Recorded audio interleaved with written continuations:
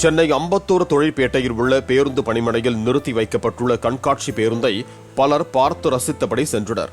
1974ஆம் ஆண்டு முதல் தற்போது வரை சென்னை மாநகர போக்குவரத்து கழகத்தில் பயன்படுத்தப்படும் பேருந்துகளின் மாதிரிகள் கண்காட்சி பேருந்தில் காட்சிப்படுத்தப்பட்டுள்ளன.